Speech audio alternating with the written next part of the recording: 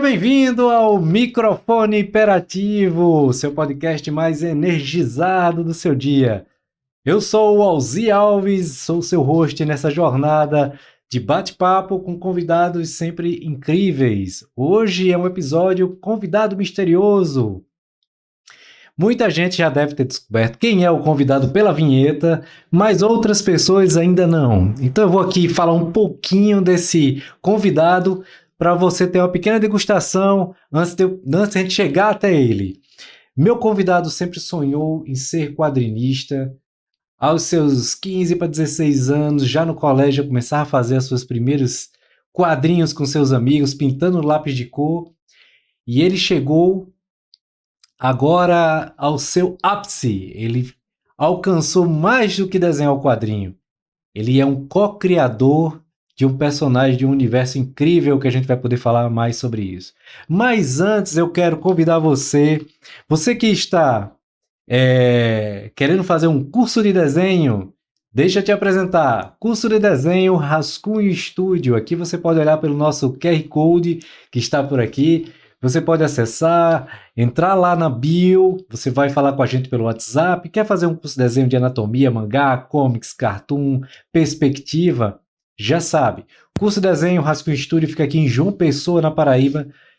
E outra coisa, curso para várias idades. Então, a partir de 6 anos, adolescentes e adultos, todos podem cursar. E eu tenho certeza que terão uma ótima experiência, principalmente para você que quer melhorar o seu desenho.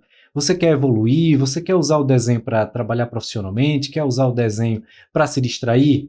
Vem para Rascunho Studio que você vai ter uma experiência extremamente agradável, super positiva e vai crescer no seu ambiente de desenho, daquilo que você gosta do traço.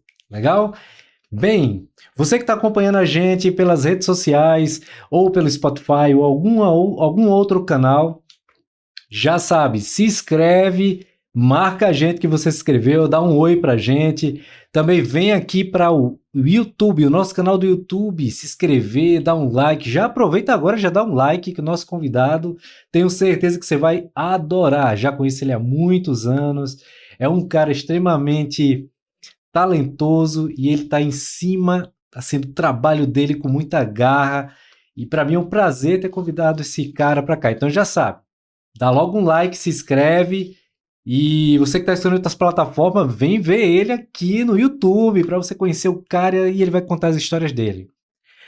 E deixa eu falar mais. Você que ainda não acessou os nossos outros canais, como eu já falei, que tem o Instagram, tem o TikTok, vai lá, segue, marca os amigos. A gente em breve vai ter uma campanha bem legal que eu vou estar divulgando nas redes sociais, então eu recomendo você ir para as redes sociais também acompanhar a gente. E por lá você vai saber sobre essa nova campanha que eu vou estar lançando, legal? Bem, meu convidado misterioso começou sua carreira em 2001 em um projeto autoral. Acredito eu que já era para o mercado americano, mas a gente vai poder falar mais alguma coisa. Também, rapaz, eu tô vendo aqui a carreira dele aqui na biografia, tu não vai acreditar. O cara tava despretensiosamente trabalhando e recebeu um convite da Marvel para ele justamente substituir o desenhista titular de Spider-Man Miles Morales, número 11. Desde então, esse cara não saiu mais de trabalhar com a Marvel. Se passaram aí os 5 anos trabalhando nessa editora. Além disso, ele não só trabalhou na Marvel, mas também trabalhou na Dark Horse, DC Comics e atualmente está na Image Comics. Então, você quer saber quem é esse meu convidado? Beleza, deixa eu apresentar para vocês. A família chama ele de José Carlos, mas os fãs chamam ele de Zé Carlos. Seja bem-vindo, Zé. Oi, pessoal, tudo bem? Todo mundo aí, prazer estar aqui, Alzir. Prazer bater papo com você e falar um pouquinho de quadrinho, né? Pô, cara, o prazer é todo meu.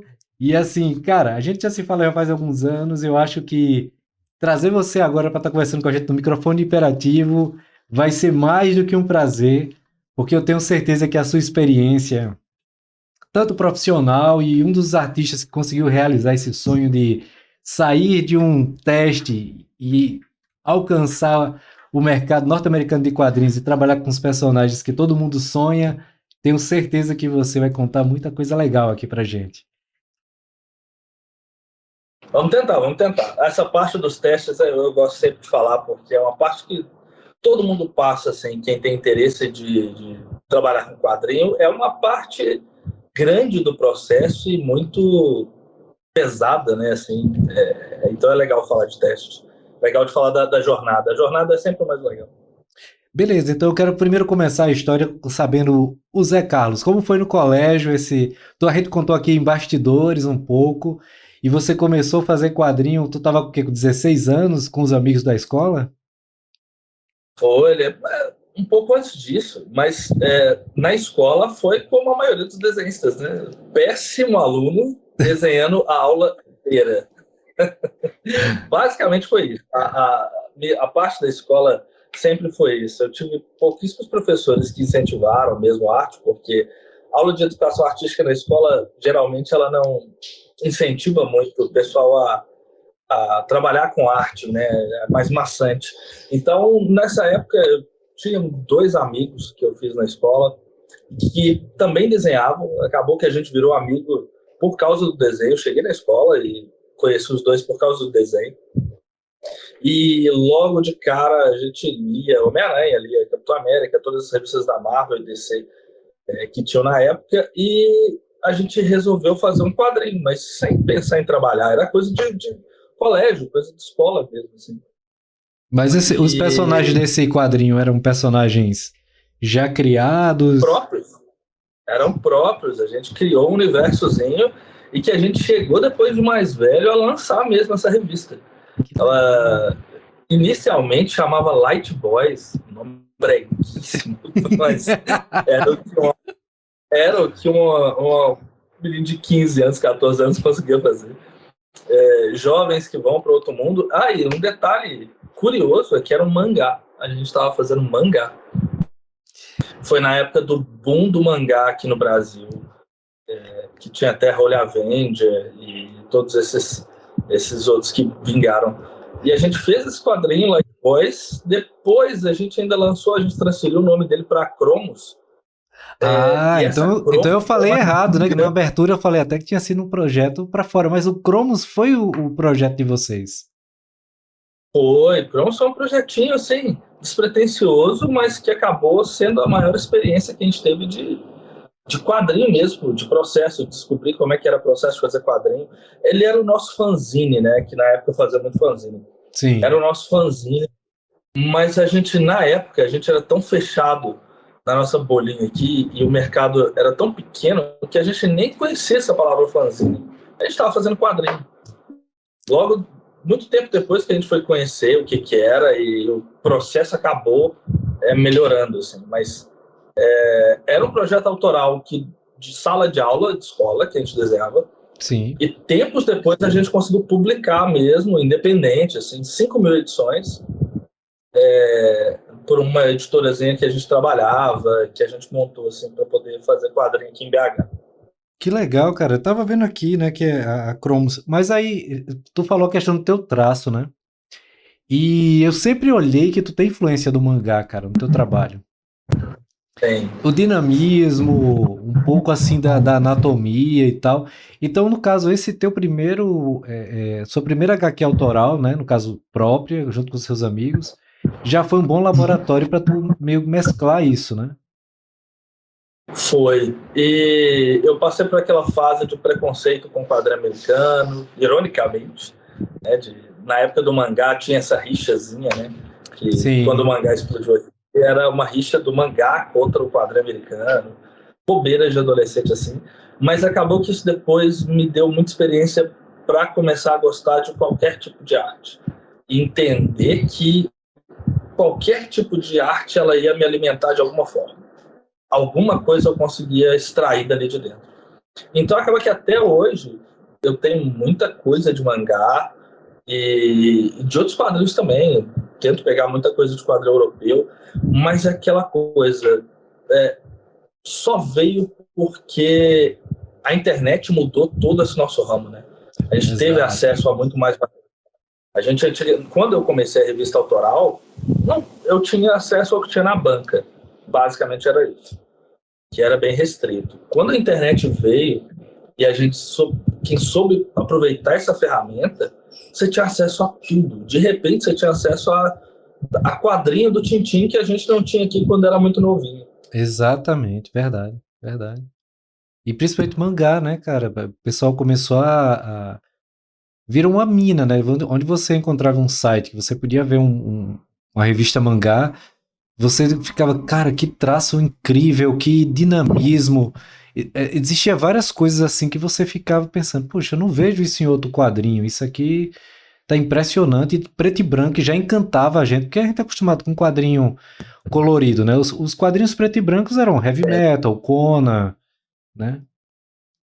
E que pouca gente acessava, né? Quando era mais novo, a gente não acessava isso. A gente gostava dos clássicos coloridos ali, porque quadrinho preto e branco, querendo ou não, ele requer uma maturidade ali do leitor, né? Para o cara poder procurar esse tipo de quadrinho depois que ele vê o colorido. E no mangá ele já vinha desse jeito, né? Ele foi uma experiência da gente já ver como é que era ver um quadrinho preto e branco. Tinha uma ou outra página colorida. E foi aí que eu até peguei. Hoje eu tenho uma grande influência nas minhas páginas dos tons de cinza, né? Todo esse gradiente, separação de plano, ele vem todo do mangá. Todo do mangá. Pois é, e teu traço amadureceu muito, cara, nesses anos. Porque quando eu conheci tu logo no início, eu fiquei impressionado, assim, com... tu já tinha, assim, já era o Zé Carlos, tu já tinha uma característica tua, assim, e teu traço só deu uma crescente e não perdeu aquela característica, porque mesmo hoje, é por isso que eu sempre digo pra galera, tem arte que não precisa ser assinada, que você sabe quem faz. Porque é incrível isso. Então, assim, mesmo passando tantos anos, que eu via tuas amostras e tudo mais para hoje, eu sabia que era tu, pela maneira que tu faz, mão, contorno, anatomia, dinamismo do personagem, já tem uma característica tua, e tu só lapidar mais e mais isso aí. Isso é estranho, sabe por quê? Assim, eu não consigo ver essa característica no meu traço desse jeito. Eu acho que para o próprio artista é muito difícil ele ver o que ele faz de diferente. Então eu consigo identificar isso nos artistas que eu adoro, tipo o Joey Madureira, esses caras são ícones, assim. Mas no meu traço é muito difícil, assim, é legal ver você falando isso, porque eu não faço ideia mesmo do que eu faço que é característico. Então, é muito orgânico, né? E como a gente vem trabalhando o traço a vida inteira, você acaba que não consegue identificar muito como é que você faz. Você só vai absorvendo, né? Experiência, material, técnica de todos os lados. Você vira que é o ideal, né? Tem uma boa dica para quem ainda começa, né? Seja uma esponja, cara. Absorva tudo, sabe? Não cai na bobeira de, não, isso aqui eu não gosto, não tem nada. Sempre tem alguma coisa que você possa pegar de algum artista ou de algum trabalho, algum estilo de trabalho que você vai conseguir. Então, na minha cabeça, eu tenho muito isso. Eu tenho muita coisa que eu vivi e fiz, assim, do mangá ao quadrinho americano clássico, assim, sabe? No caso, as tuas influências maiores da parte do mangá, também entra o Joey Madureira, o Alvin Lee, esses caras que são mais... eles eram mercado americano, mas com traço japonês, né? Eu acho... eu acho que entra mais a mistura... Eu peguei muito do mangá mesmo, assim. Eu lembro que eu li muito, muito Rurouni Kenshin. Um que me influenciou muito e me influencia em Ashura, em trabalho de linha, lógico que guardadas as devidas proporções, que é eu esqueci o nome do artista do Blade of Immortal, que é maravilhoso, assim. As mandalas e os posters, eles fazem os splash pages dele. O Kenshin, como eu disse, até Dragon Ball. E isso acabou que eu misturei muito com tentando fazer algo mais quadrinho americano clássico. Então, Alan Davis, por exemplo, é um que eu adorava, que eu ficava também, vidrado. cara. Não conseguia fazer igual, não conseguia chegar naquilo. Então, aquela que eu fui achando o caminho de pegar pequenas experiências desses artistas. Então, acho que virou essa mistureba, assim. Tu trabalhou mangá. Tu trabalhou muito tempo com material, no caso, artesanal, que é pincel. No início tu começou a trabalhar com o quê, assim, para ir acertando tua arte final, teu traço? Já tomei muita tinta nanquim trocada com um copo de café. Muitas vezes. Muitas vezes. Já derramei nanquim no colo, adoidado, porque no início, assim, as coisas não eram tão fáceis, né? Igual hoje. Uhum. E a condição não era muito boa. Então eu desenhei muito, essa revista mesmo autoral minha, eu desenhei ela 100% no colo, sentado na cama. Então era nanquim ali e eu usava bico de pena. Eu aprendi muito a usar bico de pena porque eu queria fazer como os mangás mesmo eram feitos. Então eu usava bico de pena, nanquim, e minha arte final era toda bico de pena. Então direto, derramava no corpo, caía no colo. Mas eu usei muito, e muitos dos efeitos que eu uso hoje no digital, eu tento fazer o que eu conseguiria fazer no manual. É uma coisa que eu tento fazer no digital, é o que eu podia fazer no manual. Mas tu fazia aquela guarda de nanquim também? Para dar cinza? Nossa, muita aquarela, usava aquarela mesmo, e eu gostava muito de fazer esses efeitos que eu via nos mangás, que era... e isso era muito assim, lembrando, é uma época diferente, não tinha internet. Então você não ia na internet e procurava a técnica que o artista estava fazendo. Pegava o mangá e olhava e falava assim, como é que o cara fez esse fundo? Aí eu olhava para a esponja de lavar vasilha da minha casa, punha nanquim ali e tentava usar. E aí às vezes funcionava, às vezes não. Então essas técnicas tradicionais eu usei muitos anos. O digital foi algo que eu peguei só depois do boom mesmo do digital. Até porque era muito caro no início, né? Era muito difícil demais. acessar. E principalmente porque você tinha que investir num bom computador e um bom equipamento digital. No caso hoje... E pensa em algo que a gente não sabia se ia dar certo. Mas você investe uma grana, trabalho que você não é trabalho ainda. Você ainda está provavelmente trabalhando ali, igual eu trabalhei muito tempo de telemarketing, enquanto eu fazia os quadrinhos tentando vingar quadrinho.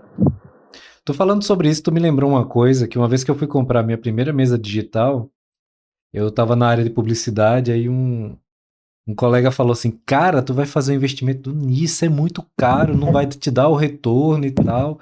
Eu disse, cara, eu vou meter a cara, né? Cara, eu vou meter a cara. Redundância. Mas eu quero experimentar isso, porque é uma outra ferramenta para o meu trabalho. Porque assim, a gente sempre testa pincel, caneta nanquim, né, vários papéis diferentes, né, até a própria aquarela e tal, não sei o quê. E o digital, ele chegou de uma maneira assim que você dizia, cara, isso... Eu acho que deve ser uma experiência totalmente diferente, né? Só que eu usava no Photoshop. Eu também usava. É interessante ver isso hoje, porque hoje eu entendo que é só mais uma ferramenta mesmo. A diferença, muita gente acha que o digital ele vai facilitar muito o seu trabalho. Ele facilita em alguns aspectos, que é o aspecto principal para mim, é a comodidade. Assim.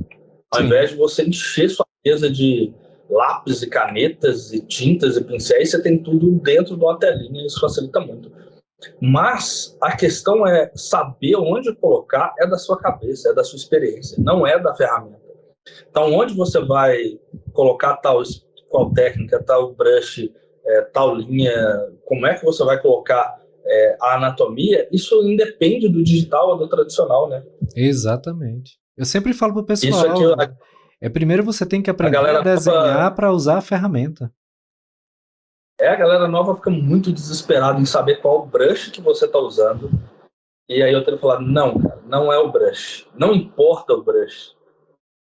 O brush ele vai ser uma experiência a mais para frente, quando você já quiser fazer técnicas mais avançadas. Mas o inicial, que é o aprender a desenhar, ele independe do software que você está usando. Sim. Exatamente. Isso aí foi uma coisa que eu percebi ao longo dos anos, que o pessoal ficava muito... Eles achavam que iriam desenhar melhor usando o digital. Sim. Hoje eu vejo uma vantagem do digital também, é o tempo, né? Você acaba resolvendo algumas coisas mais rápido. mas não quer dizer que você não resolveria essas coisas no tradicional. A vantagem é que você vai resolver mais rápido. E aí, quando você já está no processo profissional mesmo, de trabalho, você precisa de agilidade. Né? Você precisa de ganhar tempo para você trabalhar mais e ter até tempo para sua família, ter tempo em casa. Então, isso ajuda muito. Hoje, no caso, qual é o programa que tu usa quando tu está desenhando? Hoje eu uso o Clip Studio. Eu usei muito tempo o Sai, Paint Tool Sai. E depois eu migrei para o Clip Studio. Comecei no Photoshop, né? Acho que todo mundo mais velho começou no Photoshop. Exatamente. Todos esses programas, eles são, na verdade, todas meio que cópias do Photoshop, né?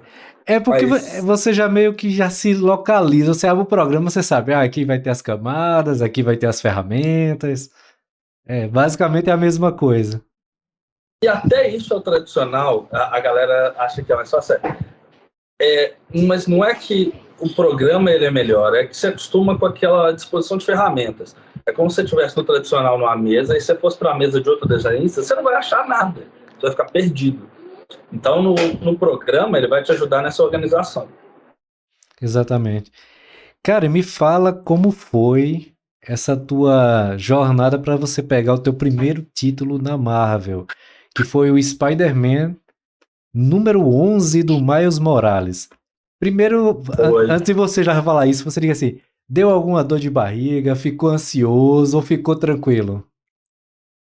Deu tudo. Mas, falando da jornada, foi depois de muito teste, assim.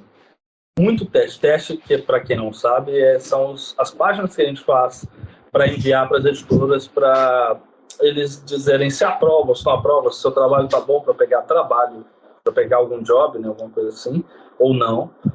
Mas eu tinha um ritmo meio obsessivo para fazer teste, porque na minha cabeça era o único jeito que eu tinha, não só de conseguir trabalho, mas de melhorar. Porque era ter uma rotina de trabalho. Então eu fazia pelo menos 2 testes por mês para enviar para o agente, que no caso era o Joe Prado. Sim. Então, depois de muitos testes, apareceu essa oportunidade. A Marvel precisava de alguém para substituir o desenhista regular na Miles Morales 11. E acabou que me perguntaram se eu queria, e isso é um teste, né? A gente já está no mercado, a gente sabe que isso já é um teste. Verdade. O grande teste, na verdade, é esse. É quando você pega o seu primeiro trabalho. Porque é onde o editor vai ver se você entrega no prazo, se você consegue manter a qualidade dos seus testes. Tem muita gente que fazer teste, às vezes, você demora mais tempo. E conta na parte legal, depois disso tudo, né? Eu tava no dentista, cara. Eu tava indo fazer um raio-x de dentista. Caramba! E sentadinho lá na cadeira de espera, o Joe Prado me liga e me pergunta, bem do jeito direto, ele falou, Zé, quer fazer um Homem-Aranha? Bem simples assim, simples e nada assim, cardíaco, né? Assim? Como assim e tal. Apareceu a oportunidade e tal. E aí, eu acabei pegando esse trampo e foi assim, ao mesmo tempo que foi maravilhoso, foi desesperador, mas esse nem foi o trabalho que me deu a dor de barriga mesmo, o que me deixou assim eufórico. Porque eu, com a experiência eu já sabia que esse era um trabalho de substituição, o que não quer dizer que isso ia me manter no emprego ali, no trabalho. Então eu fiz o meu melhor ali, um pouco desesperado, aquela confusão na cabeça, consegui manter uma qualidade boa e enviei e eles gostaram. Mas até aí deu aquele vazio, porque deu 1 mês e meio, 2 meses e não apareceu mais nada. Entendi. Então fica aquela angústia, né, de se achar que, poxa, não gostaram, não ficou legal, o que está acontecendo? Mas aí veio o telefonema certo. Aí veio o telefonema do Joe falando que eles me queriam para fazer um one-shot do Homem-Aranha 2099. Aí eu fiquei muito feliz. Aí eu realmente bateu aquela felicidade de fã mesmo. Eu falei assim, putz. E você vai entender, do meio, a gente é aquele alívio do tipo, finalmente. Acho que agora a correria, a loucura acaba um pouco. Eu acho que eu posso agora conseguir fixar com um trabalho de quadrinho.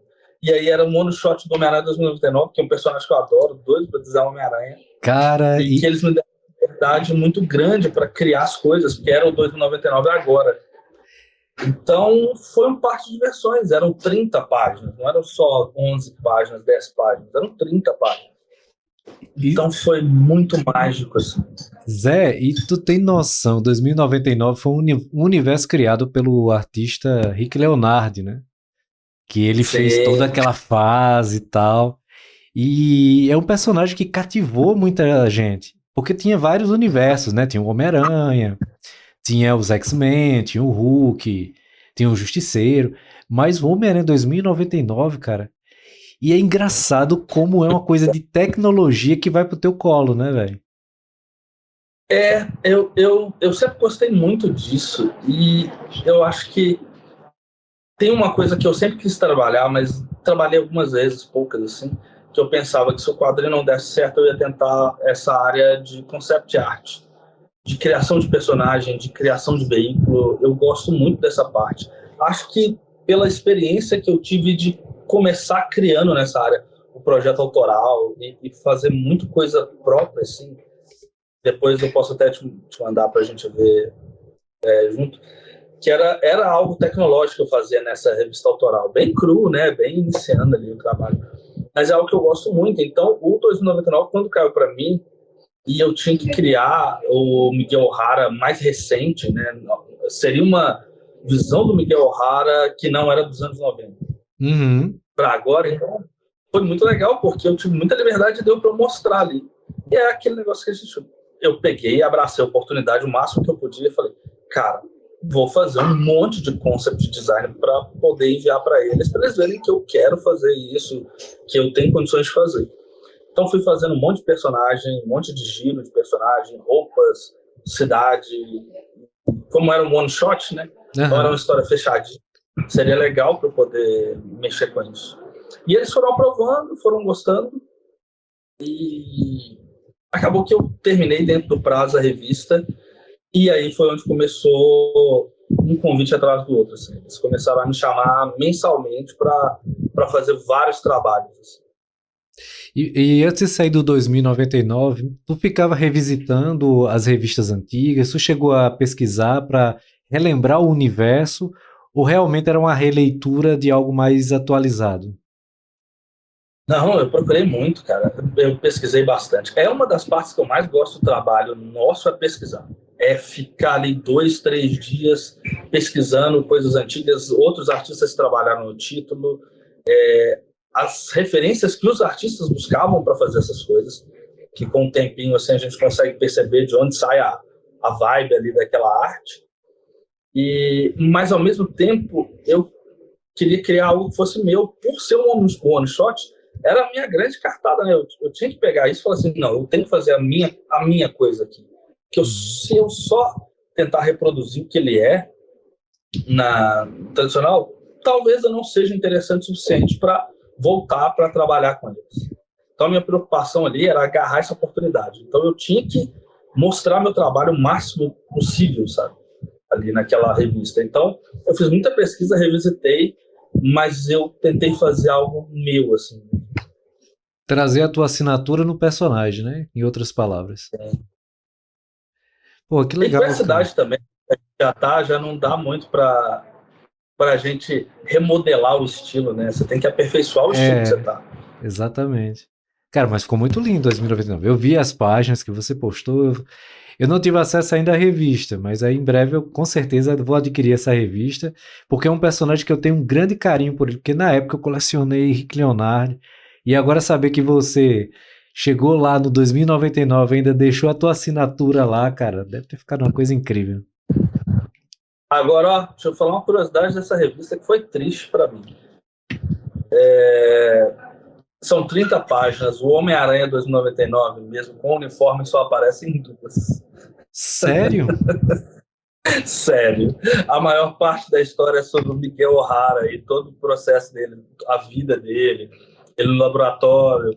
E ele com o uniforme mesmo, aparece acho 2 ou 3 páginas. Foi uma leve frustração minha, porque eu tava doido pra desenhar o personagem e não desenhei quase nada.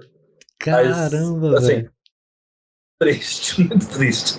Depois eu voltei e acabei desenhando ele em outras oportunidades, mas dessa primeira só pisquei nele, assim, 3 vezes. Eu acho que deve ter sido também essa coisa da editora, ela querer reaquecer os fãs sobre o personagem, né? Então ela deve ter... Foi uma volta.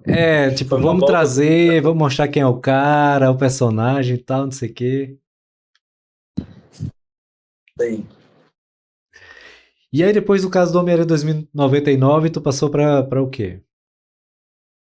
Cara, aí foi um processo muito legal, porque os editores do Homem-Aranha, das várias revistas, o editor do Homem-Aranha e os outros editores da Marvel, eles foram gostando do meu trabalho, porque eu fui fazendo pequenas pontas em várias revistas do Homem-Aranha.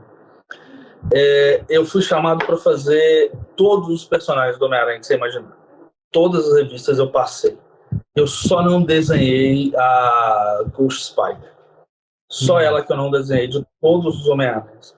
Então, foi uma crescente mesmo. Eu fiz essa one shot, depois me chamaram para fazer Venom, e eu fiz metade da edição, com aquele Coelho Iban.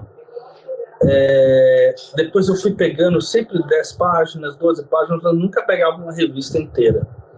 Parece muito que é esse processo mesmo inicial de a editora e os editores estarem pegando confiança naquele artista novo e vendo se ele cumpre prazo, as coisas que a gente sabe que são necessárias. E com isso eu fui sempre entregando mais rápido do que era o prazo. E acabaram que os editores começaram a gostar muito de trabalhar comigo pela velocidade que eu fazia as páginas. Entendi. Então, em média, eu fazia 1,5 páginas por dia. E não era uma página corrida, era com a qualidade mesmo que eu faço. Eu acho que pelas práticas de testes quase diários que eu fazia, eu fui pegando muita velocidade. E nisso eles gostaram muito e eu fui sendo chamado mensalmente. Então, quando eu vi, eu já estava com um trabalho mensal, sem ter um contrato de exclusividade. Eu já era um artista que todo mês eu tinha trabalho com a Marvel regular, assim, ou fazendo 3 edições ali, 2 edições, mas sempre era picado, assim. Eu não tinha pego uma revista regular ainda para mim, para eu criar ela do zero. Sim, sim.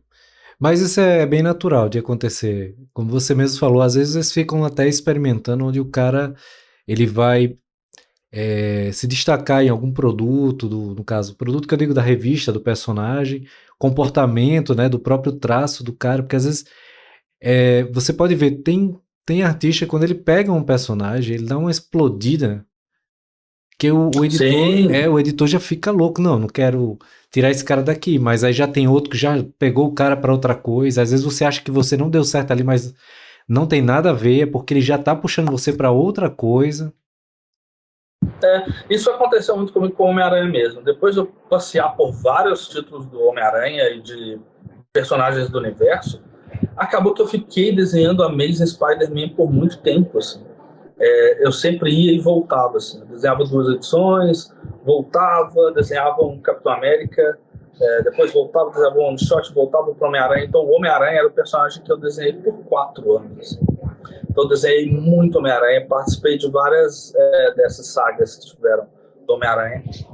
E foi onde eu fiquei muito feliz, assim, porque a minha ideia de fã era um dia desenhar o Homem-Aranha. Eu nunca imaginei que eu fosse começar a desenhar o Homem-Aranha.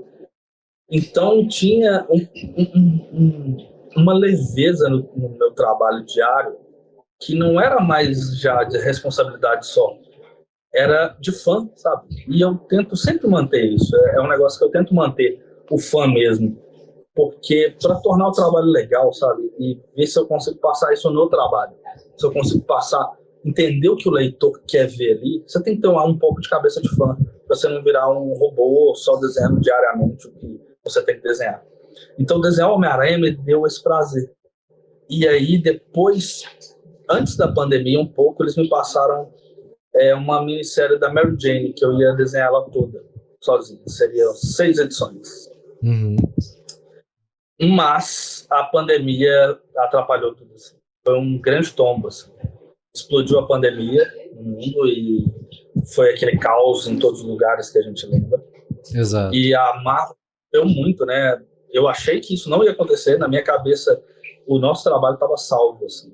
Por ser quadrinho, por ser um negócio que a gente pode trabalhar em casa, eu não tinha me atinado que as pessoas não iriam nas bancas comprar o quadrinho. As pessoas não iam nas comic shops comprar quadrinho.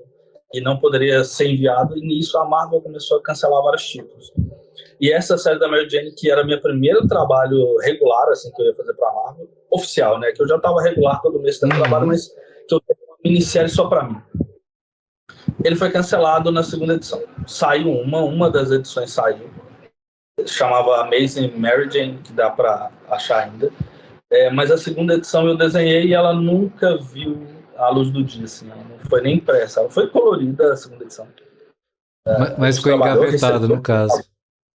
Foi engavetado. E nisso foram 4 meses muito tenebrosos, assim, sem trabalho nenhum, porque a Marvel cancelou boa parte, né, dos trabalhos da época, porque não tinha gente. Realmente toda essa parte da editora, não só dela como de várias outras, elas tiveram esse um pouco desse, vou dizer assim, como se fosse um pequeno desespero, né? Cancelaram muitos títulos. Uma coisa que pegou é porque o medo que veio é o medo de ir, e eles vão me chamar de novo depois da pandemia. Será que vão chamar?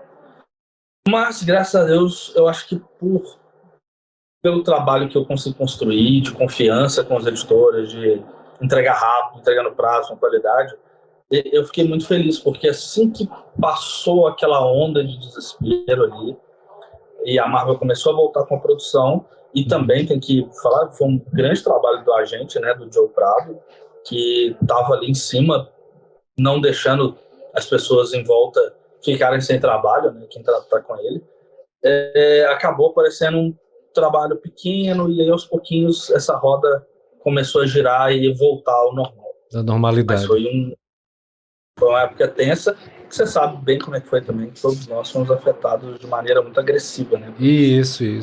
A gente ainda conseguiu fazer, teve realmente trabalhos, parou também aqui na agência, e a gente conseguiu muita coisa com os autorais, né? O pessoal que, tipo, eu vou dizer que despertou, eu acho que foi os autorais nesse momento, né? Porque eles conseguiram pegar alguns artistas que talvez eles jamais conseguissem, porque eles sempre estavam regular em algum trabalho, em alguma editora grande. E nesse ato que teve, os artistas não eram exclusivos, então eles conseguiam contratar e os artistas conseguiram trabalhar também nesse período, até a retomada de volta das editoras. Isso foi também bem interessante. Então, assim, eu realmente fiquei impressionado com a força do autoral, né, nesse momento da pandemia, sabe? Eu tive até uma insight de tentar fazer, mas não saiu. Assim, a cabeça não estava boa, então o autoral não saiu. Eu queria muito nessa época, mas o desespero ali, o medo, né, que a gente não sabia o que ia acontecer, não deixou, ficou engavetado. Mas ao mesmo tempo foi bom, porque eu acho que dá uma amadurecida. Depois que passa o susto, você entende ali que, poxa, você tem que levar esse trabalho muito a sério, porque ninguém está salvo, né, de alguma coisa desse tipo. E Zé, a gente conversou também, já em off em outros momentos, né, sobre essa coisa do que a gente é fã, né, cara? A gente conversou sobre quadrinhos da Image, conversamos sobre os quadrinhos que a gente curtia quando era mais jovem. Então, assim, primeiramente, quais quadrinhos que tu curtia, além do mangá, quando você começou a ver esse universo mesmo dos quadrinhos super-heróis, assim? Personagens... Eu acho que foi o mais clássico possível, assim. Foi Homem-Aranha. Homem-Aranha, eu acho que ele pega muito ali o adolescente, né? Sim. Mas nunca foi algo que eu lia regular.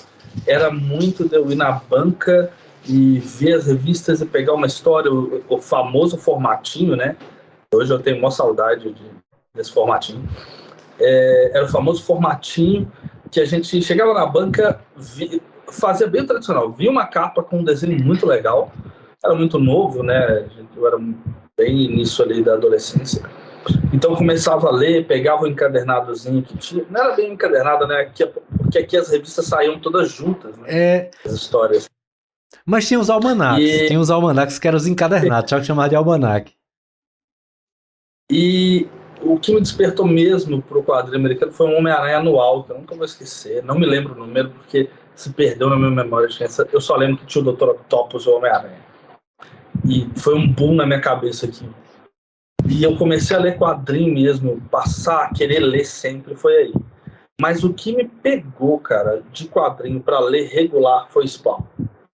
Spawn, ele foi muito diferente, porque era uma história muito diferente. Era uma história fora do padrão tradicional de super-herói. E, digamos assim, a história do super-herói era mais limpinha, né? Uhum. Você não tinha um personagem deformado que veio do inferno. Isso aí... Até tinha o Desafiador, tinha outros lá que o pessoal... mas era mais limpo, né? Não era o personagem principal, não era o personagem que era um bom. Então, o Spawn eu lembro também de ter visto na banca e eu comprei, li e fiquei fascinado. E aí eu quis a próxima edição daquela história mesmo. Então, eu ficava quicando em vários quadrinhos, mas no Spawn eu parei. E aí eu comecei a ler regularmente. E aí foi onde cresceu a minha grande vontade de ver personagem, de querer desenhar aquilo, de um dia e saber também quem eram os artistas, quem era o Todd McFarlane, o cara desenhava, ele desenhou Homem-Aranha, que eu gostava também, porque na minha cidade, na época, como não tinha internet, você não sabia, você tinha que buscar muito para você ter essas informações. Você tinha que ser realmente um nerd fã para poder ver isso.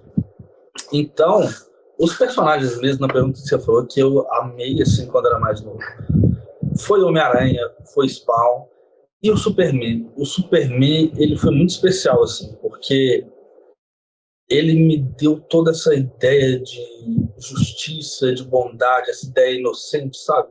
Uhum. De pureza. E eu nunca fui esse cara que não gosta do Superman porque ele é o escoteiro bonzinho, sabe? Eu sempre gostei dele exatamente por isso, assim. Eu sempre achei ele muito essencial. E muito do que eu tenho hoje veio do Superman. Veio, não me colocando com o Superman, acho que dá para entender a ideia de, sim. de bondade, de referência de alguém muito bom.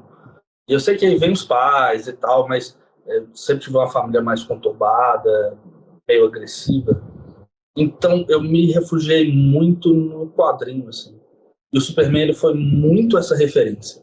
Que para alguns é religiosa, para alguns é outra coisa. O Superman foi o caminho, assim. Foi um caminho que me guiou para entender mais, saber as coisas, um cara de referência. Então eu tenho um respeito pelo Superman, assim, e ele é diferente de todos os outros personagens. Assim. Ele foi meio que um pai, assim. É que é um personagem que a gente, como você falou, né, para várias pessoas é meio cansativo ver o personagem que é o escoteiro, né? Mas como faz falta a gente ver vários escoteiros por aí, né? Assim, personagem que ele mostra que eu posso ter o poder que eu tiver, mas eu vou tentar fazer o justo, eu vou tentar agir de uma forma que equilibre toda essa injustiça de uma forma justa. Porque ele poderia acabar tudo rápido, né, cara? Um personagem...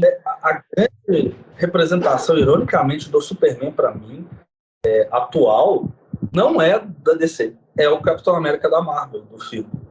Ele é uma representação do Superman ali. Se a gente pega a essência do personagem, do que ele é no quadrinho, por isso que eu vejo, na minha opinião, que a DC seguiu um rumo muito errado nos filmes com o Superman, colocando ele com essa carga negativa, pesada. E você vê o Capitão América na Marvel, nos filmes, não negociamos vida, sabe? E essa ideia do cara ser incorruptível, de ter a bondade, ela foi muito bem representada ali. E é muito legal ver que esses personagens, eles, por mais que as pessoas neguem, hoje elas abraçam muito ainda. O Capitão América é um cara que nos filmes ele é muito idolatrado, assim. E ele é o escoteiro, né? Ele é o escoteirão. Exatamente. Exatamente. Ele é o cara que tenta demonstrar o que é o significado disso, né? De você não negociar tal coisa e tal. Então, as minhas maiores referências são essas. É do céu ao inferno. É Superman ao Spawn.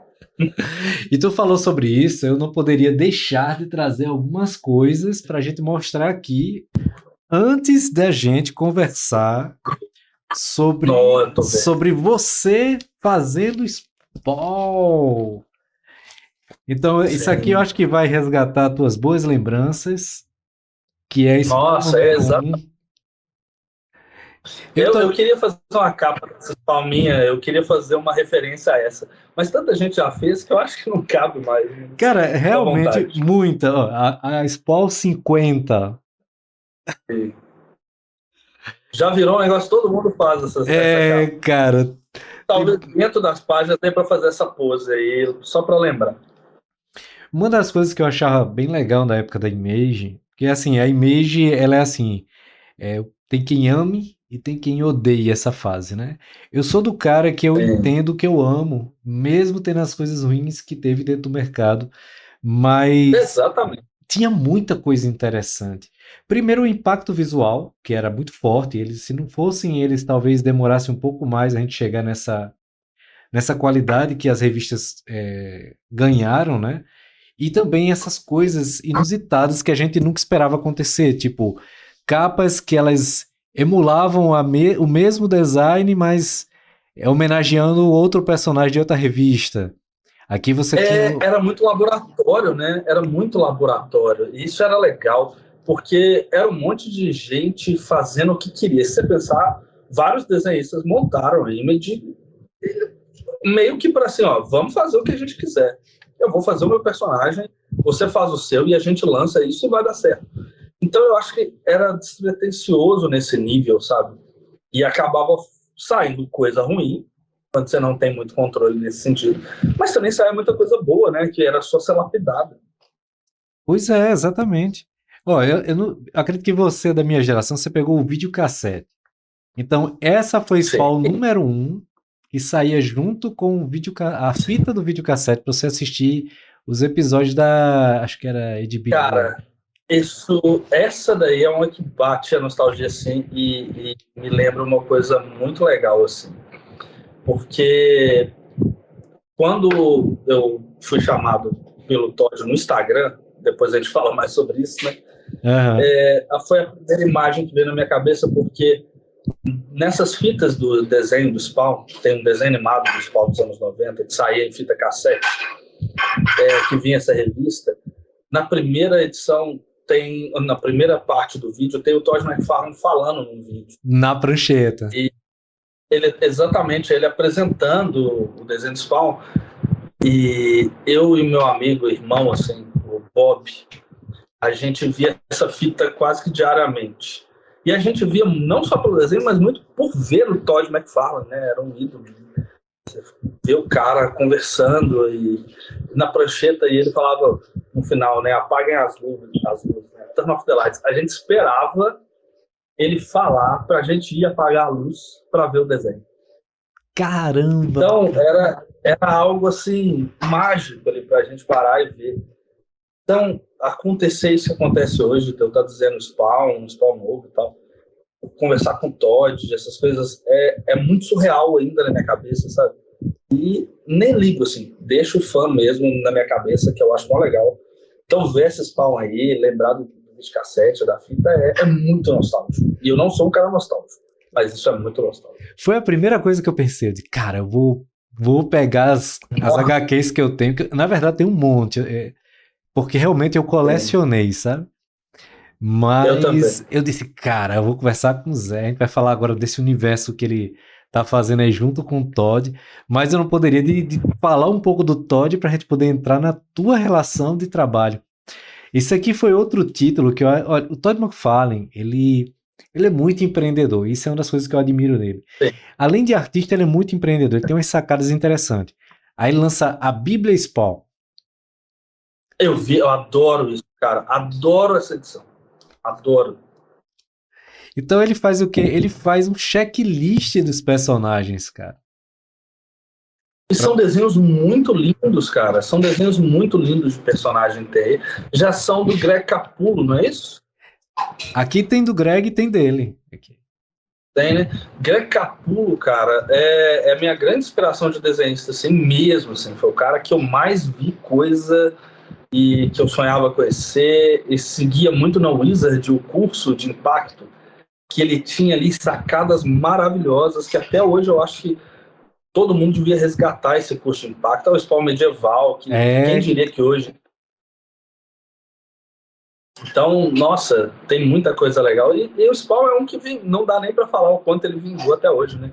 Apesar dele ter sumido do Brasil, e pouca gente no Brasil conhece o Spawn mesmo, do público geral, não tem muita gente que conhece, porque ele sumiu daqui do Brasil. Mas é muito legal ver o quanto ele é forte lá fora ainda, cara. Ainda, cara. E o que eu fico assim, como é que eu posso falar para você? O que eu fico mais impressionado é como o McFarlane ele consegue fazer boas interações com o personagem, né? Que nessa época teve várias edições do Batman Spawn que saiu novamente no Brasil, né? Sim. Que ele saiu um atual. Saiu um atual agora com Capullo, né? E eu tava falando pra galera, eu disse, cara, eu não quero saber como tá a história. Eu quero ver o Batman Spawn, cara. Eu quero sentir aquela coisa de infância, cara. E ele saca isso. A ideia dele... Eu vi uma entrevista dele há pouco tempo e ele fala disso. Ele não olha comentário, ele não olha nada na internet, assim. Ele só lança o que ele acha que é bom para as pessoas e o que ele quer lançar. Então ele não é muito refém, até onde ele disse, de ficar vendo comentários, se as pessoas gostaram, se as pessoas não gostaram. Ele tem uma ideia, ela lança. Provavelmente, se não vender, ele não vai lançar continuações e tal. Mas se tá vendendo, cara, é muito legal ver o quanto ele é coerente com o trabalho deles. Ele não é muito mandado, assim. E eu acho que é por isso que acaba saindo tantos títulos de Spawn e eles estão vingando, né? Tanto que eu falei dele ser forte, eu fiquei de cara quando eu fui ver que a Gunslinger, né, que é o Spawn pistoleiro, foi na pré-venda dela, ela bateu o Homem-Aranha, cara. Deu mais que o Homem-Aranha. Isso é um absurdo, assim, se você parar pra pensar que aqui ninguém conhece o Spawn do jeito que ele é lá fora. Pronto, você tá falando sobre isso, eu vou até pegar aqui. Antes de falar isso aqui, ó, foi a primeira Spawn que eu comprei, mas a versão americana, essa é a nacional. Foi a primeira que me chocou, assim, em termos de cores, de visual, de formato. Ó, essa é uma das cenas. Nossa, lindo, cara. E é bonito, cara. Mesmo para hoje, é bonito, é bonito. É muito impactante. E é legal ver que, na nossa época, se você parar pra lembrar, essas cores eram meio que mágicas. A gente não sabia como é que isso era feito. Eu, pelo menos, não tinha a mínima ideia. Eu sabia que era computador. Mas, assim, processo, não faço ideia de como é que isso era feito. Então, era muito diferente do que a gente tinha de formatinho aqui no Brasil, que era cores rosa, azul e amarelo. Deixa eu te mostrar aqui. Eu ganhei alguns presentes de alguns amigos. Olha, isso aqui foi um presente do meu amigo Carlos, que é justamente o encadernado da número 1, acho que até a número 6, eu acho. Essa daqui. E mais uma representação da capa da 1 também. Pois é, cara. Aí vem agora esse universo novo, que aí me gera a expectativa do universo que você vai fazer. A gente vai falar agora sobre isso. Que esse aqui foi o Nerd do Canadá que mandou pra mim. Então é o King Spawn. Esse aqui, sim. Também muito legal. Eu fiz a capa. Então aqui também, quem quiser adquirir, vai procurar lá o pessoal do Nerd do Canadá, que tem a empresa que você consegue autografado, você consegue catalogado. É o Walter. É o Walter. É o Walter, cara. É da Comics and Signature. É só procurar o pessoal da Comics. Pois é, ele conseguiu para mim o autógrafo do McFarlane, do Jim Lee. O cara faz um trabalho incrível, cara. Esse aqui é outro universo que o McFarlane criou agora recentemente, que é o Spawn Universe. Isso. E falando no Guns, ó, esse foi o que você acabou de falar, que eu ganhei agora de um aluno meu, que é o Lucas, que me deu agora de presente. E é legal que isso é tudo fruto do início do Spawn. Eu acho muito legal isso. São ideias que ele plantou lá atrás e como puta empreendedor que ele foi lançando isso agora. O Spawn medieval, eu lembro que ele apareceu no início das histórias, e era uma grande surpresa, assim, você pensar, não, tem outro Spawn nas revistas. E agora ele tem uma revista, sabe, em que ele aparece, que é Scorched, que é dos títulos dele, que tem Spawn medieval, tem os outros Spawns. Então, é muito legal ver essa questão dele lançar vários universos e vários personagens, que isso dá uma segurança para o primeiro Spawn que vai sair, ele não ser só refém de venda. Dá para ver o quanto ele quer que a história do Spawn se expanda. Uhum. E, lógico, só vai dar para saber quando sair, mas a história tá muito legal. A Erika, que é quem tá fazendo o roteiro da Spawn que eu tô desenhando, é muito legal que ela tá atualizando muita coisa do Spawn que eu acho que é necessário para hoje em dia, pro personagem se manter vivo, sabe? Então agora vamos justamente falar sobre isso. Você estava um dia tranquilamente em casa trabalhando e de repente o seu Instagram fez: Oi, sou o Todd. Foi bem isso, cara. Mas eu nem tava trabalhando, eu já tava na cama pra dormir. Tava na cama pra dormir, cara. Só dar aquela olhada na rede social antes de dormir. Não, Zé. Tranquilinho. Zé, não, vamos conversar sobre isso. Tu vai pro dentista, tranquilo. Tu recebe Homem-Aranha. Tu vai dormir, tu recebe um convite do Todd McFarlane. Peraí, bicho. Diz onde é que tu tá se morando aí, que eu vou me mudar pra aí, que aí o Wi-Fi é melhor, a conexão aí da... Então, só nas cara. Tava lá pra dormir tranquilo e realmente toca a notificação do Instagram. Fui ver, inocente. E realmente era uma mensagem dele. Só que na hora eu pensei, né, eu vi o símbolozinho lá, eu pensei, algum fã, alguma coisa assim, né? Porque às vezes a gente recebe, vou falar, algum fã do Spawn que tinha um perfil desse tipo. A gente recebe algumas mensagens, às vezes, no Instagram, de alguém que gosta do trabalho da gente. Então eu fui inocente, olhei e falei oi lá com ele, para ver o que conversa dizer. E aí ele fala, poxa, gostei muito do seu trabalho e eu acho que a gente poderia trabalhar junto um dia. E aí eu já assustei. No primeiro momento, tu achou que era ele que estava falando contigo ou tu achou que era alguma outra pessoa da empresa dele? Não, eu achei que, na verdade, era só uma outra pessoa falando de outra coisa. E nessa hora eu assustei, e aí eu falei, puxa, olhei o perfil e falei, é ele. E até como eu acompanho, eu sei que ele é muito ativo em rede social. Mas eu nunca imaginei, falei assim, aí eu já sentei na cama, falei, não, peraí, deixa eu responder isso direito aqui. E, poxa, respondi e falei, poxa, que legal, prazer e tal. Falei, pô, seria um prazer, seria uma honra, a gente pode conversar. E nisso a gente acabou conversando e ele me falou que ele gostou muito de uns trabalhos que eu fiz de design de personagem para 2099, que foi o Cavaleiro da Lua. Na verdade, eu fiz os Vingadores todos 2099 e eu fiz o design dos personagens. E esse Cavaleiro da Lua, para surpresa minha, ele fez muito sucesso nas redes sociais, assim, e na revista também. Quando eu postei o design e saiu a revista, eu tive milhares e milhares de curtidas. Então acabou que a internet ajudou nisso. A imagem viralizou e acabou chegando nele, provavelmente. Ele gostou muito do design do personagem também, desse Cavaleiro da Lua 2099. E ele queria conversar sobre. E aí foi onde eu gelei. Eu falei, poxa, isso é maravilhoso, sabe? Não acredito que pode rolar. Era uma porta abrindo assim para mim que eu não esperava, assim, pelo Instagram. E aí eu até dei uma importância a mais para algo que eu não dava, que é o Instagram, a rede social, assim, que às vezes é uma oportunidade, é uma imagem que você postar, e isso é muito até para quem está começando, sabe? Postem seus desenhos, é um serviço de graça. Na nossa época já era muito mais difícil das pessoas verem nosso trabalho. E pode bater na sua porta, alguém pode ver e olhar e falar, poxa, o trabalho desse cara é legal. E acaba que a gente marcou um call, eu chamei o Joe para me ajudar, a gente, para a gente conversar. E aí a gente marcou um call com o Todd, e aí foi outra loucura, porque eu estava numa conference com o Todd McFarlane. Que é coisa que eu não imaginava que fosse acontecer. Nunca imaginava. Aí vamos voltar àquela história. Você assistiu o cara numa fita de videocassete e agora você estava falando com o cara. Hein? 1997, 98 que eu vi essa filme. Cara. Caramba.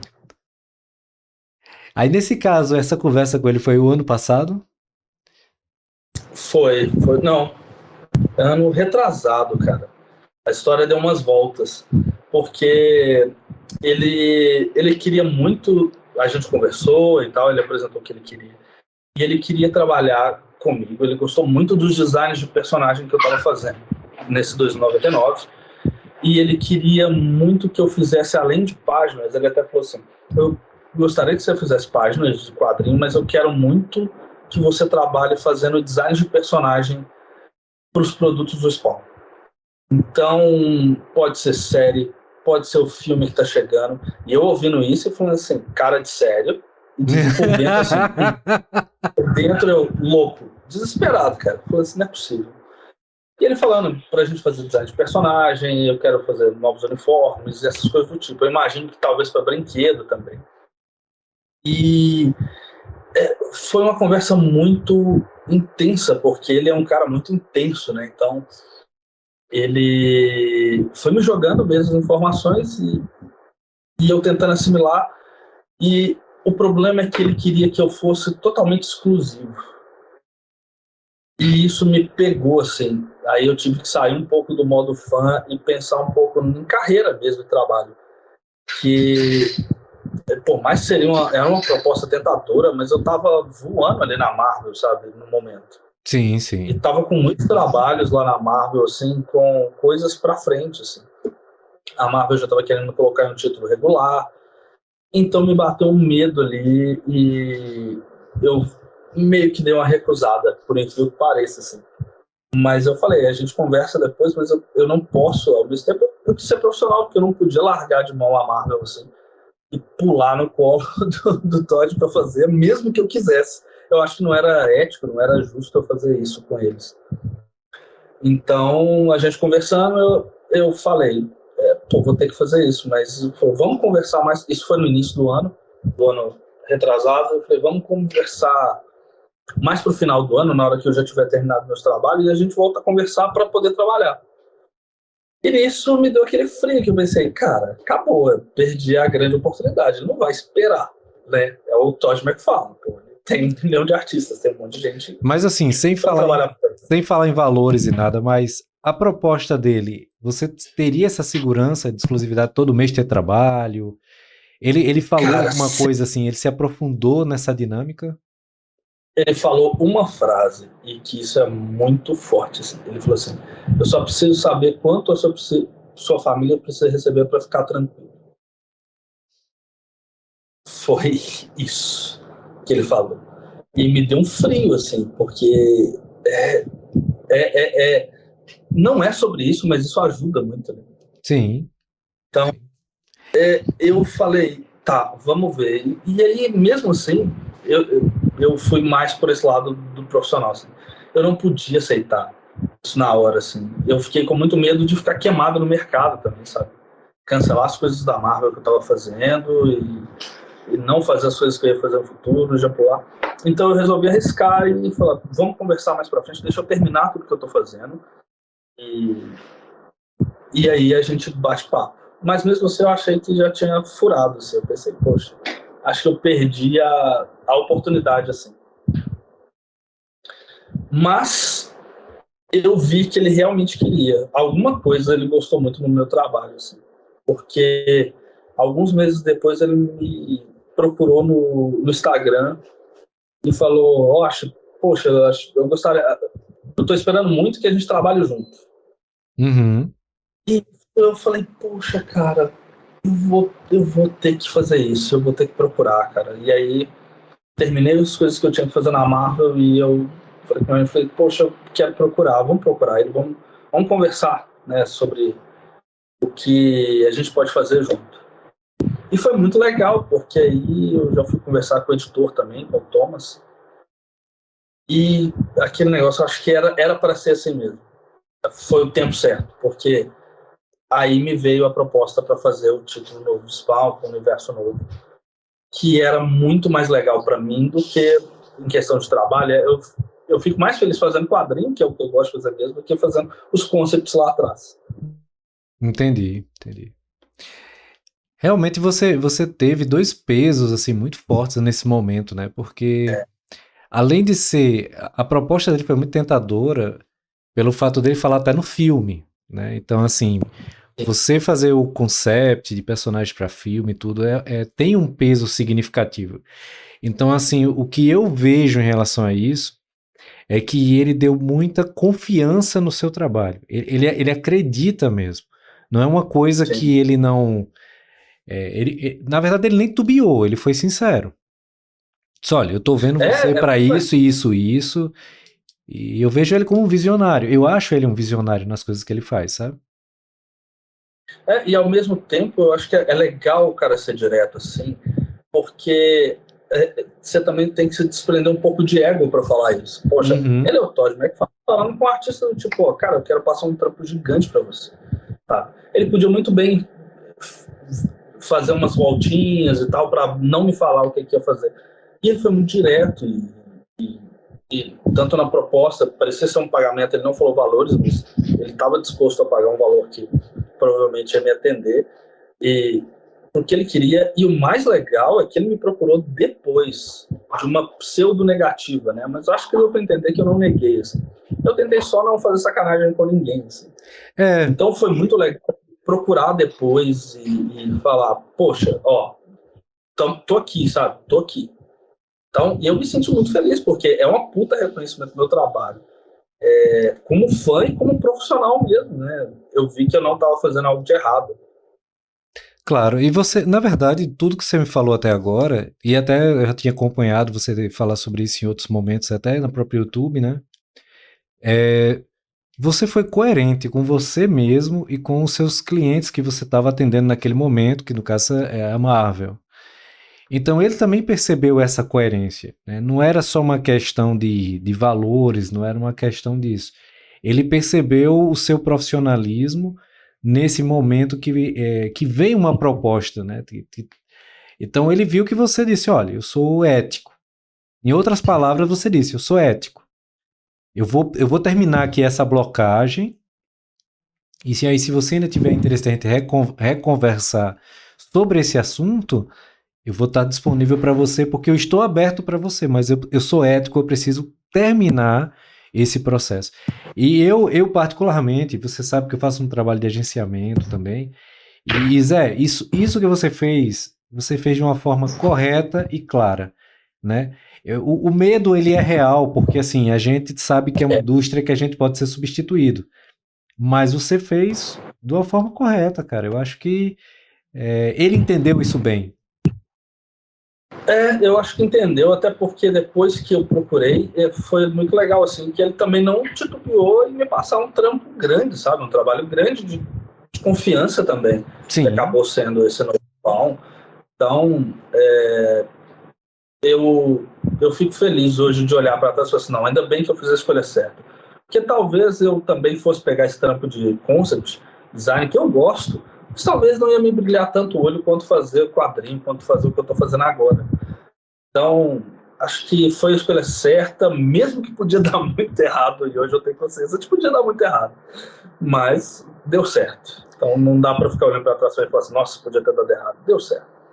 Então vamos revelar pro pessoal que até agora tá esperando para saber qual é o personagem, né? Porque tem uns que já sabem, quem tá acompanhando por aqui já sabe.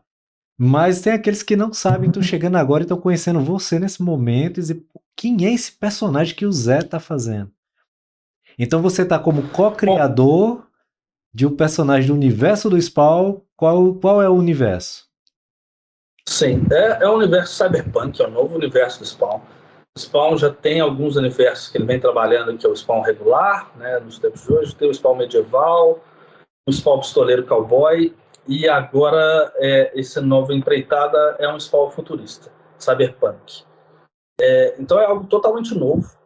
Nunca teve nenhuma menção a um Spawn futurista, assim, não nesse sentido, né?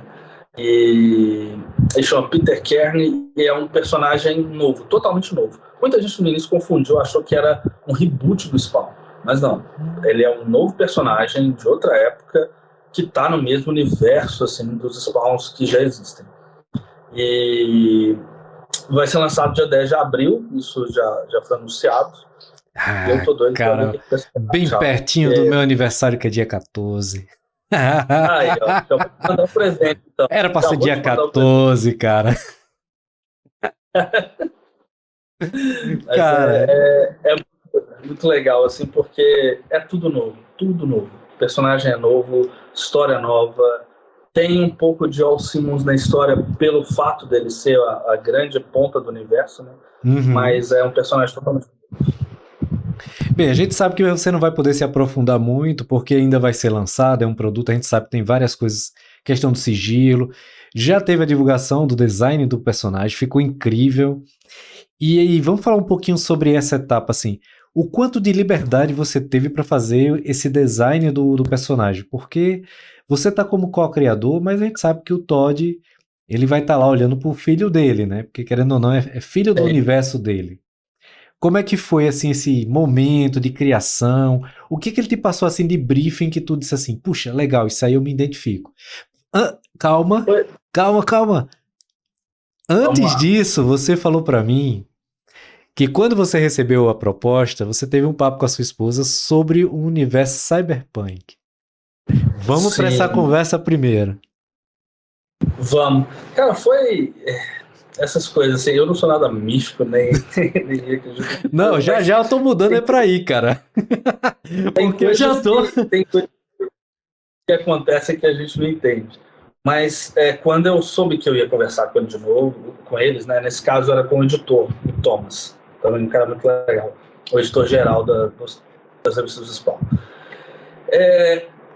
A gente ia ter essa conversa e no dia da reunião, de manhã, eu estava com minha esposa no carro e eu comentei com ela, falei assim, poxa, e eu tinha na minha cabeça que eu ia fazer esses trabalhos de design, de talvez umas participações em revista, que era o que eu tinha conversado lá atrás.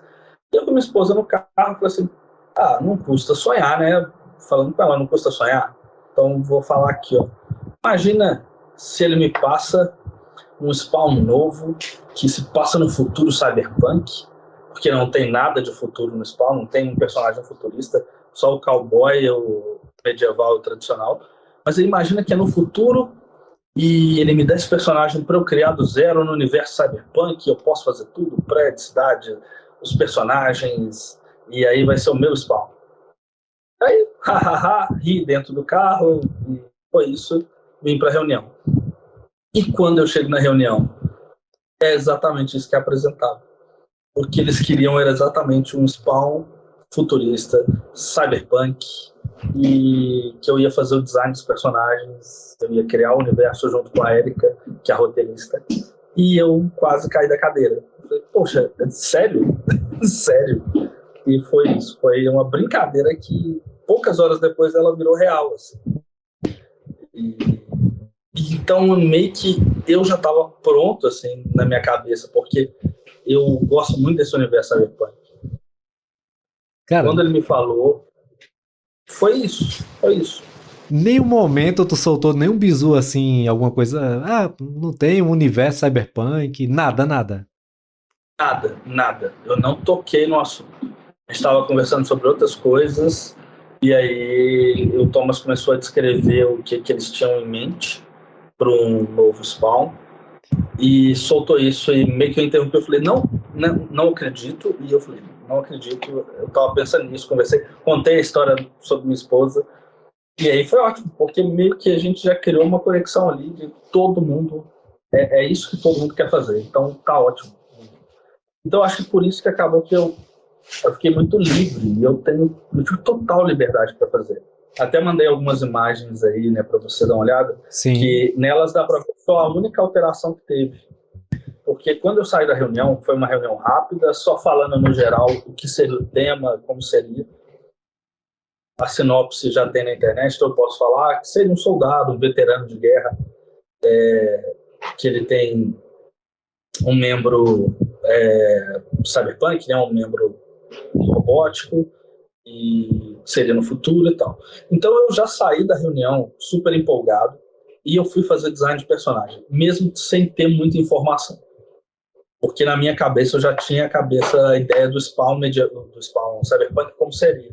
Então eu fiz alguns designs, vários designs, foi até que eu te mandei, e mandei para eles. Aí a gente começou a conversar, trocar informação, e fizemos uma outra reunião, que aí foi a única mudança que teve, é porque eu tinha feito um braço mecânico e na verdade ele tinha que ter pernas mecânicas. E isso é por uma questão muito pessoal assim, da roteirista. É uma história pessoal dela, de um familiar dela que aconteceu isso, então era importante que tivesse as pernas, no esse caso. personagem com as pernas, até pela experiência de vida dela, que ela queria passar ali com aquele personagem. Mas, no geral, o design foi todo aprovado. Eu só tive que trocar braço por perna. Cara, que legal. Cara, eu realmente... Eu tô achando isso incrível, cara. Eu acho que... Eu sei que a gente sonha com quadrinho, a gente pensa em trabalhar no universo novo, mas assim, quando a gente começa a juntar as peças da história, tu contando, a gente vê que é um quebra-cabeça que vai bater no lugar muito especial, pô, desse projeto. E mesmo assim, pensando agora, falando sério sobre essa coisa mística que eu não acredito, mesmo se não é da minha vibe, mas eu também, olhando mais racional assim, eu vejo muita coisa plantada lá de muito novinho e que, sem querer, eu fui imaginando que seriam formas que iam me ajudar a chegar aqui. Então, ver que esse treino de anos, de décadas, assim, de insistência, de uma certa obsessão com o assunto, com o trabalho, acaba gerando resultado de alguma forma, né? Então, desde a referência dessa primeira revista minha com 14, 15 anos, que eu uso hoje para trabalhar no Spawn, sabe? Toda a mesma técnica, ela só está mais elaborada. É um trabalho árduo, assim mesmo, de processo e de paciência, né? E de acreditar que uma hora tem que vingar. Até porque eu não tinha outra escolha. Tinha que vingar porque era a única coisa que eu sei fazer. Mas, então, é legal ver isso mesmo e eu dou valor a isso. Assim. Valor a essa coisa meio mágica que está acontecendo. Agora, para fechar, tudo só tem que vender bem e a galera gostar. Aí já não depende muito mais de mim. Cara, pela sua energia e tudo que a gente conversou até aqui, cara, eu acho que o destino já conspirou a favor. Eu quero que você saiba que vindo daqui já tem uma venda certa. E todo mundo que está assistindo aqui, pessoal, já sabe, essa edição ela vai sair nos Estados Unidos, mas possivelmente deve chegar ao Brasil em algum momento, porque essa edição vai chegar em forma de importado, alguma editora já vai começar a se interessar. Por sinal, se eu não me engano... O Spawn voltou para o Brasil. Voltou para o Brasil. Pela Panini, né? Voltou. Então a gente tem que fazer uma mobilização, né? Eu acho que essas outras... Eu acho que a Medieval, Scorcher, todas essas vão sair em algum momento. Depende das primeiras vendas. Então a minha esperança é que essa minha também acaba saindo aqui, mesmo que seja depois de um ano, né? Que geralmente tem esse atraso de um ano das edições. Isso. Então, eu acredito que tem chance de sair. Mas, volto a dizer, eu tenho muito pé no chão e sou muito cabreiro por isso. Tem que vender. Se vender e aí a galera gostar, aí eu acho que vinga. O que eu posso dizer é que já tem muitas edições feitas que a gente está fazendo bem adiantado com o tempo, até porque isso é bom para mim, é um universo que precisa ser criado do zero. Então ele deu muito trabalho de concept, de criação de visual, cenário, veículo, personagens, é tudo muito novo, né? Então, desenhar uma Nova York em 2092 não é a mesma coisa que eu pegar uma foto de Nova York hoje, então tem que criar muita coisa nova. Então precisou desse tempo de maturação. Assim. Agora eu vou puxar um pouco das suas influências. Para esse universo, você está bebendo da fonte de mangás que trabalham da área futurista, você tá trazendo isso da tua lembrança e, cara, isso ia ficar legal para essa moto, esse carro, esse prédio, alguma coisa assim? Não muito, assim. Eu peguei referências de mangá, mas foi uma fonte muito específica que eu acho que é uma referência gigantesca, que é a Akira. Eu gosto dessa pegada desse cyberpunk anos 80, assim. Mas a minha maior influência é a misturada de jogo Cyberpunk 2077, que saiu agora, que é uma puta referência, e muitos filmes. O lugar que eu mais vejo referência para tudo que eu vou fazer é filme. Eu gosto muito de pegar filme porque é para não ficar no mesmo ambiente do desenho, sabe? Sim. Porque acaba que se eu pegar uma referência de um quadrinho cyberpunk ou futurista, eu vou estar bebendo de uma água que já passou em algum outro lugar. Então, eu tento ir para os filmes, eu tento ir para a série de TV. Tem uma série da Netflix que eu gostei muito, que visualmente eu gosto, chama Altered Carbon. Então, todas essas coisas assim eu tento misturar. E eu não pego referência específica. O que eu faço com a referência, por isso que eu fico meio maluco, assim, eu fico vendo todo dia, o dia inteiro, coisa do tipo, é tentar treinar meu cérebro para que ele saiba como reagir na hora de fazer tal cenário. E não lembrar como é que é um cenário que tem no Blade Runner, sabe? Sim, sim. É entender como as formas cyberpunk são usadas, como as linhas são usadas, cantos arredondados, bordas, sujeira, tipo de lixo. Eu tento treinar para que eu crie mesmo aquele ambiente, e não que eu replique algum ambiente que tem nos lugares, sabe?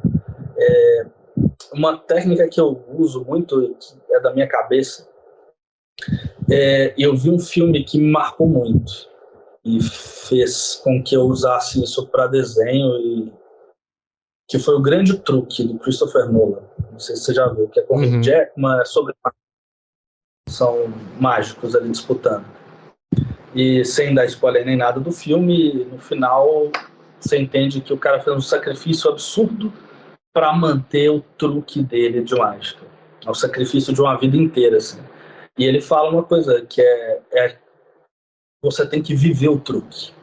Que viver o truque é você consumir, você viver aquilo o dia inteiro.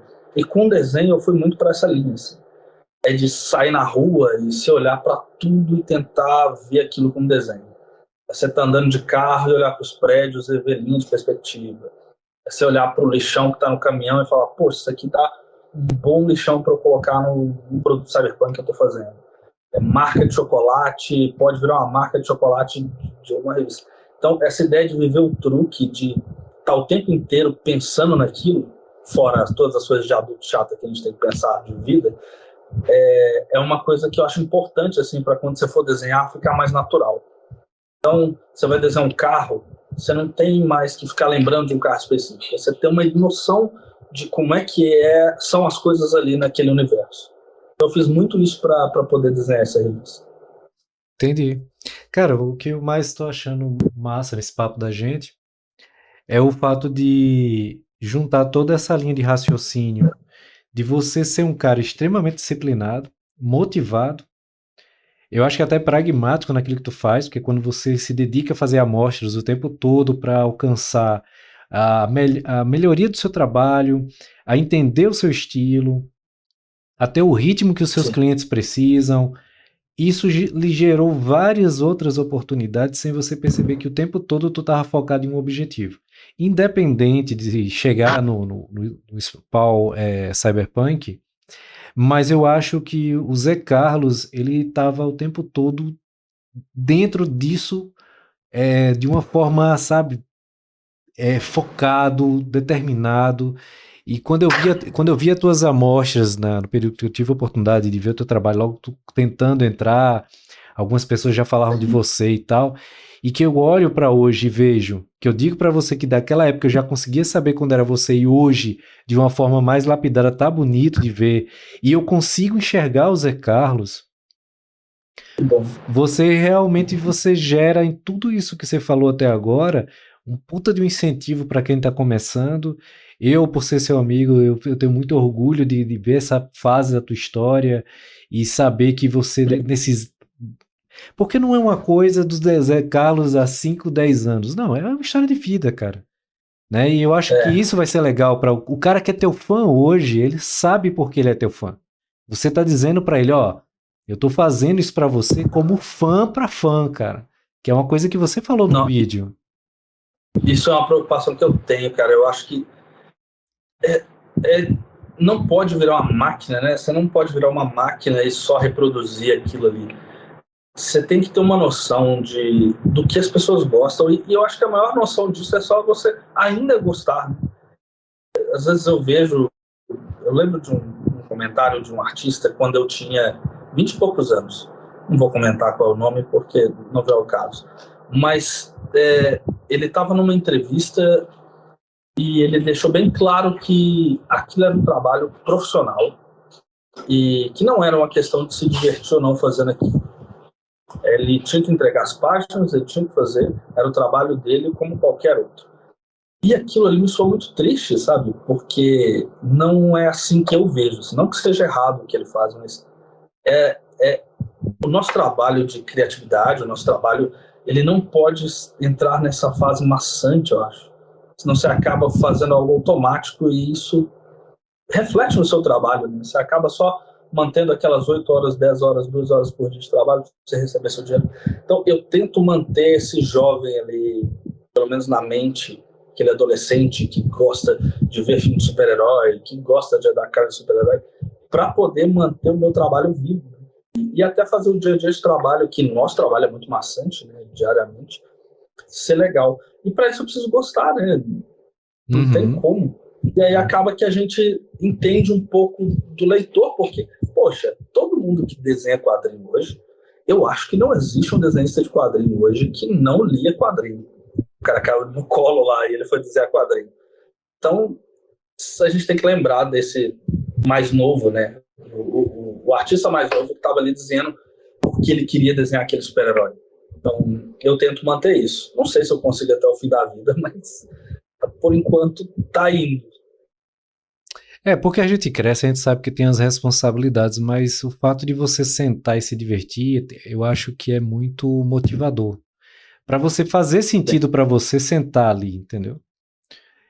Você se empolgar com quem você está trabalhando, com as pessoas que você está conhecendo, né? Eu mesmo, quando até comentei contigo, eu vou nas convenções, eu quero bater foto com a galera, eu quero registrar, eu quero ter esse prazer. Eu não gosto de ter o pudor de esperar as pessoas bater foto comigo, coisa desse tipo. Eu gosto sabe, de registrar. Eu sou um cara já dos 40 para frente, 40 mais. E eu me divirto como se fosse um cara de 16, cara. Eu tô nem aí para o que a galera pensa. Eu quero me divertir, eu quero me sentir bem, eu quero dar um abraço num cara que eu admiro o trabalho dele, né? Ter esse prazer de convidar você a gente conversar como amigo e não só como profissional, porque é muito bom ver a empolgação e o brilho aí que tu tá. Pô, cara, eu cheguei aqui, eu fiz isso, eu conversei, recebi uma mensagem no Instagram, cara, eu ia deitar, eu tava no dentista. Cara, é isso, pô. É isso que fica pra gente contar, entendeu? Eu não ligo de ser bobo mesmo. Tem que ser meio bobo, cara. Você tem que ficar meio bobo mesmo pra fazer. E não tem problema, né? Não tem. Eu sei, igual eu falei, nem todo mundo é assim. Tem gente que já leva mais para um lado mais sério. Mas não tá errado. Não tem modo certo ou modo errado de fazer isso. A questão é que, no fundo, isso ajuda o final, que é o leitor, né? O leitor tá satisfeito com isso. É o mais importante, porque não adianta a gente pensar que não, mas a gente faz arte, não é pra gente. A gente quer que as pessoas vejam esse trabalho nosso e falem bem dele. O artista que acaba falando, não, eu faço só pra mim. Se alguém falar mal, vai doer. Então, a gente acaba fazendo pro outro. Você quer que o leitor veja o seu trabalho e ache legal e diga, puxa, eu gostei dessa arte. É o que alimenta o artista, o que ele representa para outra pessoa. Né? A gente quer que as pessoas gostem das histórias que a gente conta e como a gente conta essas histórias. Pois é. Então, eu tento fazer o melhor possível, que eu esteja bem no melhor possível, para que aquela pessoa sinta essa vibe no traço. A gente sabe que o trabalho da gente reflete muito o jeito que a gente está. Tem dia que eu tô mal, eu não consigo desenhar direito. Não sai mesmo. E mesmo assim, às vezes eu faço, porque não tem como, você também não tem um cronograma a seguir. Mas, no geral, eu tento manter essa chaminha ali do Zé adolescente vacilão. Zé, eu vou agora chegar nos momentos finais daqui. Nosso papo foi ótimo, mas eu quero avisar você que depois do lançamento a gente tem que voltar e fazer um 2, né? Eu até vou citar o nome do Marcelo Materi, que ele quer fazer, a gente debateu em off, falar uma coisa só sobre Image. Eu acho que eu vou chamar você para estar junto com a gente, Porque a gente pode fazer um só de Image, assim, falar das coisas da Image, que eu tenho certeza que o Marcelo vai se divertir muito com a gente, vai ser um combinado bacana, porque como a gente já tinha conversado em off, né, tem muita coisa bacana que a gente pode debater. E aí eu trago algumas revistas aqui. Cara. Exageros dos anos 90, mas só. Vai ser uma conversa de relembrando os moleques de antigamente. Cara, uma das coisas que eu quero aqui te perguntar é o seguinte. Eu sei que todo mundo faz essa pergunta, mas para quem hoje está montando o seu portfólio, qual é uma coisa que tu pode deixar de uma mensagem para esse cara que te admira, se inspira em você e ele diz assim, puxa, eu queria ouvir isso do Zé. Porque eu sei que o cara vai escutar de vários agentes, né, mas tem cara que ele é teu fã, cara, ele segue o teu trabalho. E ele tá lá tentando um dia chegar onde o Zé chegou. Então, assim, o que tu pode falar para um cara aí que tá aí acompanhando a gente, deixando mensagem aí nos comentários e tudo mais? Sim. Eu acho duas mensagens boas. Que é uma, ela é mais tradicional, que é, cara, continua. Pode não parecer que vai dar certo, mas vai. Depende muito da sua dedicação. Depende muito do quanto você está disposto a se jogar para aquilo. Não é algo fácil. Tanto que é uma área muito pequena, mas não é impossível mesmo, assim. E não é aquele papinho cafona de siga seu sonho. Não é possível. Hoje em dia tem eventos, vá a eventos, conheça artistas, conheça desenhistas. Tem muita gente que compartilha o trabalho, compartilha modos de como a gente consegue. E na nossa época já era difícil, mas hoje é muito mais fácil com a rede social. Você consegue, com um molejo ali, você consegue achar muitos artistas na internet para poder conversar.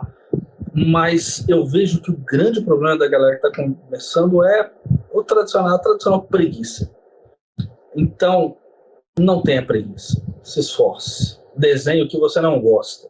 Se você não gosta de desenhar arma, desenhe arma. Se você não gosta de desenhar cavalo, desenhe cavalo. Esse meio nosso, ele exige muito da gente só. Não tem muito o que você fazer, a não ser do que se lapidar. Porque você não depende de ninguém nesse caso. Na nossa área, você depende exclusivamente do seu trabalho, do seu esforço. Então, não desista mesmo. Corre atrás, desenhe e não tenha preguiça. Seja profissional, que as coisas acontecem. Demoram, mas acontecem. Zé, vai ter todas as descrições aqui, falando sobre você, a sua mini biografia, as suas redes sociais, mas também você pode dizer para a galera para seguir você na sua rede social. Sim, cara, a rede social que eu uso constantemente é o Instagram, lá que eu coloco muito making-off, coloco muita arte em processo, vou colocar muita coisa de spawn, praticamente vai ser inundado de spawn, mas acha muito trabalho antigo. No Instagram, se você procurar no Google mesmo, Zé Carlos Marvel ou Zé Carlos Spawn, ou no Instagram mesmo, que é Zé_Carlos_Arte Conteúdo, você consegue achar meu trabalho e pode me chamar lá, pode bater papo, eu respondo todo mundo. Se passar um ou outro é só porque não deu tempo mesmo, mas eu dou muita atenção porque eu tive muita atenção quando eu estava começando e isso fez muita diferença. Faz diferença para quem está começando. Então, me chamem lá que eu bato papo, vocês veem trabalho e vão a eventos, gente. CCXP, Festival Internacional de Quadrinhos tá aí, são eventos que a gente pode bater papo mesmo na mesa, conversar, e é onde eu me criei, assim. Eu consegui tudo de trabalho hoje, eu consegui foi em evento.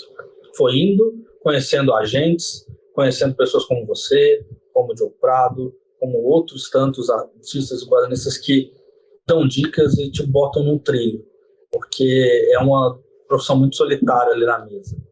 Quando você sai, vai para um evento, você tem gente como você ali, te dá uma dica, às vezes, que muda a sua carreira inteira. Bem, a gente vai se despedir, e depois que a gente se despedir, no caso dos agradecimentos, eu vou lhe fazer uma pergunta para a gente poder finalizar. Então, primeiro eu quero lhe agradecer em nome de todos que estão acompanhando aqui no Microfone Imperativo, da equipe, todo mundo que está acompanhando o chat, curtindo, dando like, você ter disponibilidade desse tempo com a gente, pela sua amizade, e eu quero que você saiba que eu estou torcendo pela sua carreira. Eu acho que é fundamental a gente admirar o trabalho dos amigos do colégio, torcer por eles, principalmente quando é algo muito legítimo. Então, obrigado realmente pelo seu tempo, e se quiser também pode agradecer a todos que ficaram até o final aqui. Muito obrigado, você, Alzira, toda a equipe aí, do pessoal do Microfone Imperativo.